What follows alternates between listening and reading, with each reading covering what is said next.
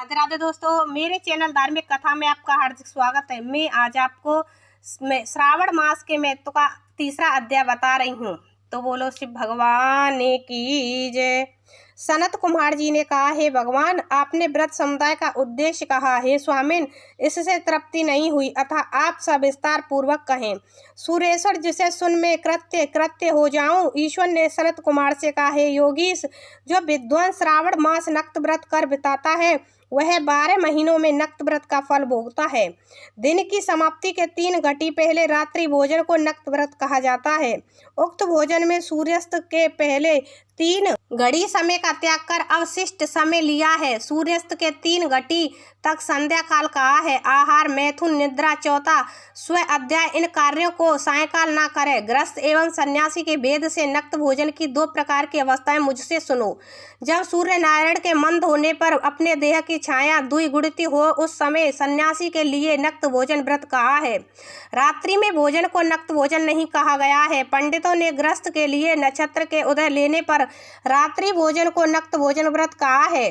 सन्यासियों के लिए रात्रि काल में निषिद्ध हो जाने से दिन के अष्टम भाग में भोजन का विधान है। गृहस्थी विधि द्वारा रात्रि में नक्त व्रत करें। सन्यासी, विधवा तथा विदुर पुष्प सूर्य नारायण के अस्त होने के पहले भोजन करें। जो पुत्रहीन, आश्रमहीन, स्त्री विहीन विदुर यदि है तो वह रात्रि में भोजन करे।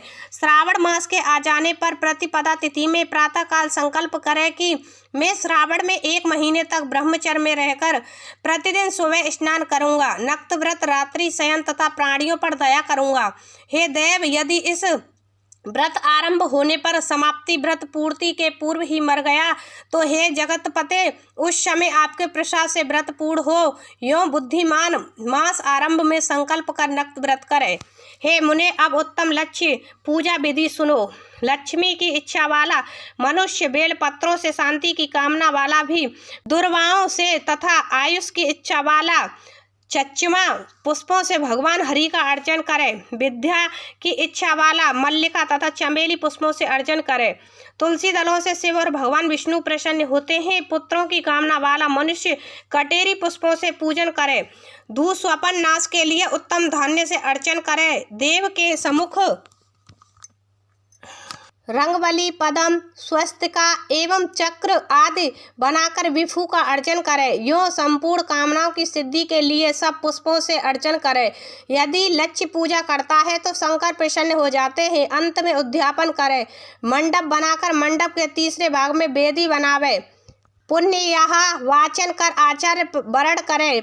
मंडप में प्रवेश कर रात में गाना बाजा शब्द से और वेद पाठ से जागरण करें। वेदी पर उत्तम चतुर्लिंगण तो भद्र बनाकर उसके मध्य भाग में चावल से सुंदर कैलाश बनावे। उस वेदी जगह पर खूब चमकीला तांबे का कलश स्थापना कर उसमें अच्छ पल्लव तथा सूक्ष्म वस्त्र को रखे। उस पर पार्वती पति की सुवर्ण प्रतिमा को पंचामृत स्नान पूर्वक स्थापित कर अर्चन करें।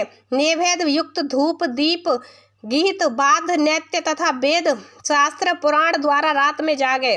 सुबह स्नान करें। पवित्र शास्त्रोक्त विधान से वेदी बनावे। तिल, घृत्य, पायस से मूल मंत्र गायत्री शिव सहस्त्र नाम से हवन करे। जिस मंत्र से पूजन किया उसी मंत्र से हवन करे। शर्करा घृत युक्त चरु से हवन करे। फिर सुष्टकृत हवन पर पूर्णाहुति करे। प्रातः वस्त्र अलंकार भूषण से आचार्य का अर्चन करे। ब्राह्मणों का पूजन कर दक्षिणा दे। जिन मंत्रों से उमापति की लक्ष्य पूजा की है उस चीज का दान करे। सोने की प्रतिमा बनाकर शंभु का अर्चन करे। यदि 1 महीने तक दीप जलाया हो तो उसे दान में दे। संपूर्ण इच्छाओं की सिद्धि के लिए सोने की चांदी का दिया बनाकर गोघृत से संयुक्त कर दान दे। देवता से क्षमा प्रार्थना कर ब्राह्मण से हवन कराए। हे मुने, जो मेरा अर्चन करता है मैं उस पर प्रसन्न हो जाता हूँ। यदि श्रावण मास में ये कार्य किए जाएं तो अनंत फल देने वाले होते हैं। इस महीने में जो मौन व्रत ग्रहण करता है वह श्रेष्ठ वक्ता हो जाता है। वह मौन व्रत दिन रात या दिन का हो या भोजन के समय का हो, मौन व्रत से घंटा तथा पुस्तक दान करे तो सब शास्त्रों की जानकारी कर लेता है, वेद और वेदांग का पारगामी हो जाता है। मौन व्रत महत्व से बुद्धि में बृहस्पति के तुल्य हो जाता है। मौन व्रत करने वाले जीव का किसी से कलह नहीं होता, क्योंकि मौन व्रत उत्तम है। तो यह अध्याय समाप्त। बोलो शिव भगवान की जय।